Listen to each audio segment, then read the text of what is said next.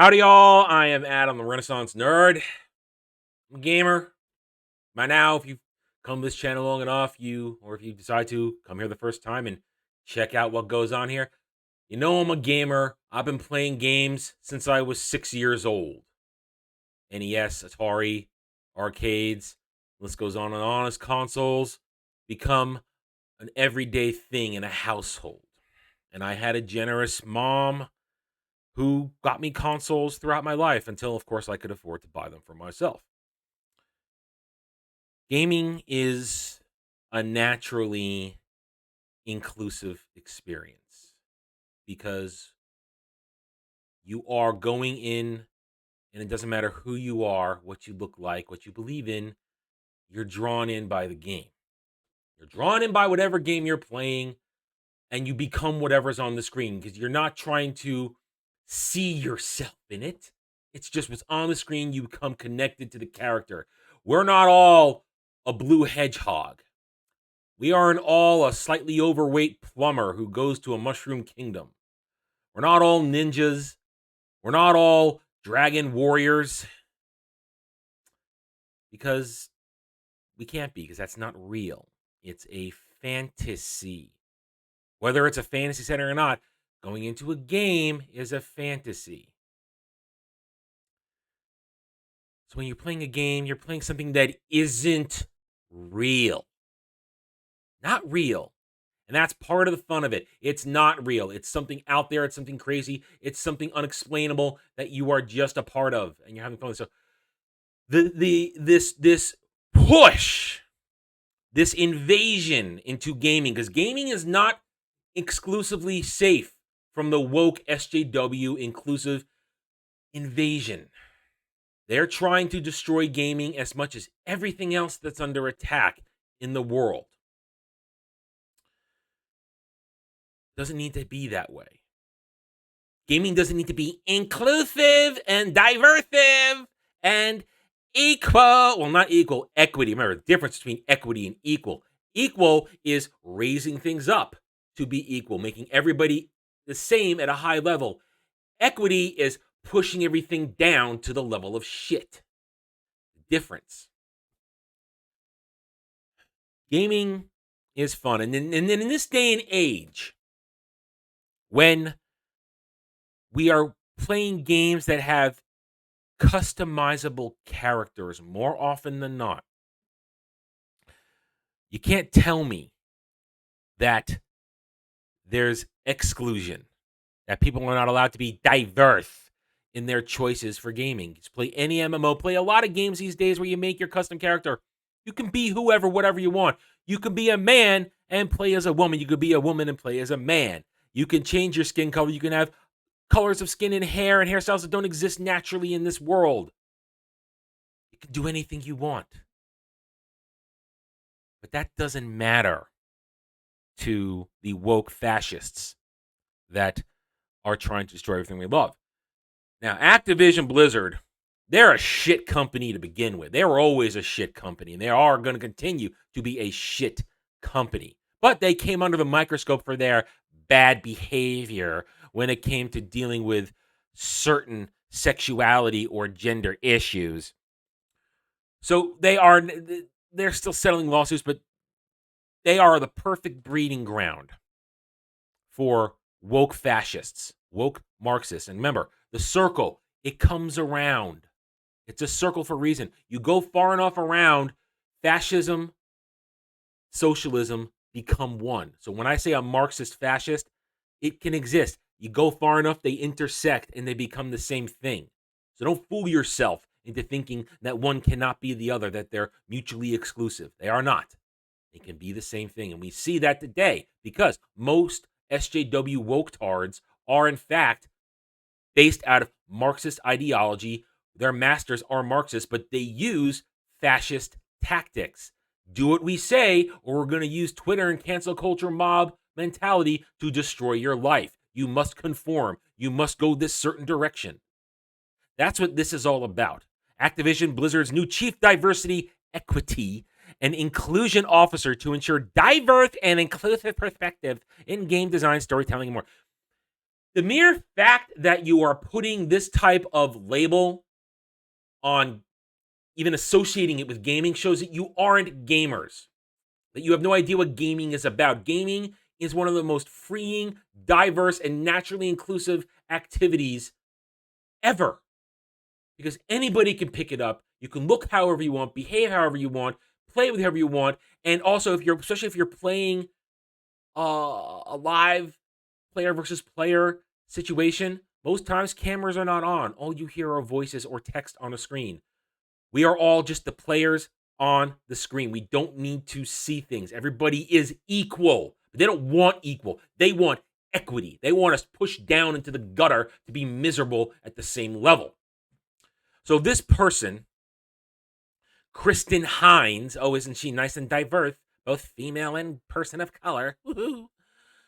She has now been put in charge. In about 2 weeks, she'll be put in charge. About a week and a half. She will now be in charge of Activision Blizzard's basically forced inclusion and forced diversity in gaming and in the company. Now, there's two reasons, again. On the one side, as I said, if you are a gamer, this is bullshit because gaming is naturally inclusive and diverse, both in the people and how you can choose to play it. If you're a gamer, you understand that. They don't understand that. They need to force it to make you be a black girl, as in this picture here, as your main character. Whereas 10 years ago, I wouldn't have thought anything different if the character was black. I would just play the character and I become involved with the character. But now all I see it is you're forcing me to do this if you put it on there. You're not allowing me to have my freedom of diverse choice to make a character how I see it, how I feel it. At the same time, though, they talk about in this article here, Bounding into Comics, how they need to make sure it's crucial to make sure they increase women and non-binary people working for them from 50% over that in the next few years. She is the vanguard in gaming. If this continues, she is the vanguard of the death of meritocracy. This is the reason why a lot of games suck these days, because you have people that should not be in a developer's room, should not be in a game design room in any way, shape, or form, being basically affirmative actioned in there. They don't have the talent. They don't have the experience. They're in there because they check a box, which is why you get crummy games more often than not. Meritocracy breeds success. The best people for the job should get the job, should be making the game, should be designing characters, writing art. Oh, sorry. Designing art, writing music. Got a little warped in the brain there, excuse me. The best people should be in charge, should be hired to do the job. But if it's left up to cow-mouthed harpies like this woman, who, if you look at her history, thanks to Bounding into Comics, what does she do? Her prior experience includes 15 years at Accenture's managing director. The press release further noted she led the global inclusion, diversity, and equity practice and sat on the firm's global leadership team for the CEO transformation practice. Okay, no gaming experience there, no gaming development or gaming company experience there. Okay. Activision Blizzard notes that in that position, she helped organizations establish and strengthen their own DEI strategies. I guess that's diversity, equity, and inclusion strategies and capabilities, ensuring success through integration with the business data-driven accountability and continuous feedback loops. Word salad, word salad, word salad. Can I have some Italian dressing, maybe even some ranch dressing to go with that word salad? But no raw onions, please. I hate raw onions in salad.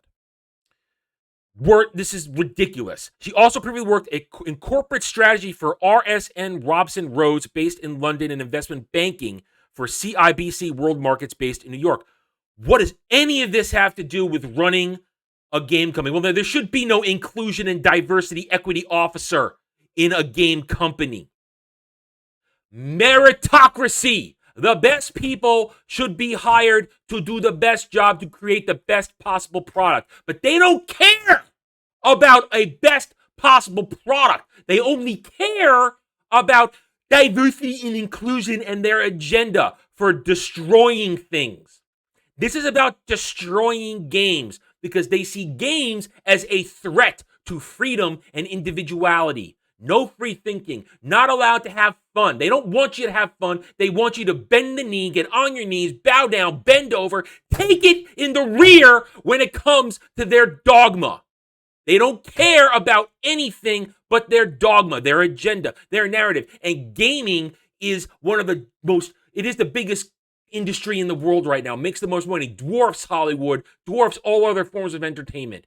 Gaming makes the most money. It reaches the most people. They don't want people to be free thinking.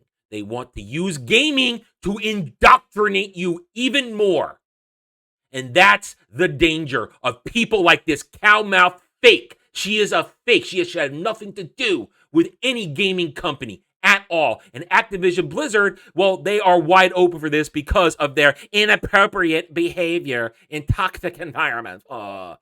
Now, Activision Blizzard already was crap when it came to their game devs. They treat them like shit, and people run away from the company. They don't hire the best anymore to begin with. But this is going to make it even worse. And if Activision Blizzard does it, well, then maybe other companies will be vulnerable to this. Gaming is a freedom of expression. SJW woke-tards, these Marxist fascists, they don't believe in freedom. They don't believe in doing things for fun. They want to crush fun because fun breeds individuality. Fun breeds connectivity. We join together in fun. We find common ground, and we look past the crap that they spew when we're all on the actual unequal level where their gender, their race, their sexuality, their ideology, it all fades away when you're having fun. Because then you see somebody as a real person, no matter what they look like, how they behave, or who they love. They want to destroy everything that can bring us together. We can't let them. I say, and I don't say this lightly, boycott Activision Blizzard games. They're crap anyway, guys. They're shit games anyway. Why are you still playing them? They suck balls. They're not fun. And because also Activision Blizzard doesn't care about giving you a good game anyway. Filled with bugs, filled with problems. Don't support Activision Blizzard. Don't try not to support anybody that does this shit. I know it's hard. You have to pick and choose. You can't boycott everything. But this is an easy one. F Activision Blizzard. F them hard in the ear. All right, I'm done. Thank you for watching this video. If you enjoyed it, a like would be appreciated. If you're new here, I invite you to subscribe to this right here YouTube channel. I am also on Odyssey and Rumble, the same name, The Renaissance Nerd. I'm here to earn your trust and support through facts and logic, because facts and logic don't care about fifis. Hit the notification button. Share this video if you like what I'm preaching. And by all means, I encourage you to leave real, actual comments. I want to hear from real people. Even if you disagree with me, that's just fine, because normal people can have a different opinion and still get along. We are not stands or SJWs who are cowards. Say it with me, cowards behind keyboards. Don't care what they think. Will never care what they think, no matter how much they want me to. Ignore them in general. Deny them their oxygen. They will lose the fabricated power that they have developed, and they will vanish. And we will regain our franchises, our hobbies. Thank you again for watching this video. Take it easy. Howdy, y'all. The first chapter of my fantasy novel, Guardian of Innocence, is now available for free. Click the link in the description below and join me in an old-school good versus evil story where Cole Ares, a disillusioned mercenary, suddenly finds himself dropped into the middle of a destiny he never asked for as the protector of Jania Sarai, a blacksmith's daughter who may hold the answers to finally stopping a millennia-old threat to the world of Rosetta. Cole's perceptions of love, family, trust, loyalty, as well as his very beliefs in fate versus free will shall be tested as he struggles to keep Jania safe from the minions of the dreaded Zabor Tal, former champion of the gods and now ruler of the long-forgotten Yis Empire. Click the link below, enjoy the first chapter, subscribe to my YouTube channel, and help it grow so that I can bring you the full story in the near future. Thank you, and enjoy the video. Thanks for watching, everyone. I don't do Facebook. I will never do Twitter. If you want to reach out to me, email me at therennerd@gmail.com. I'm on Getter now, at @TheRenNerd, the Geeks and Gamers forums under @ROAS, and you can also follow me on Odyssey at The Renaissance Nerd. Thanks again for watching. Take it easy.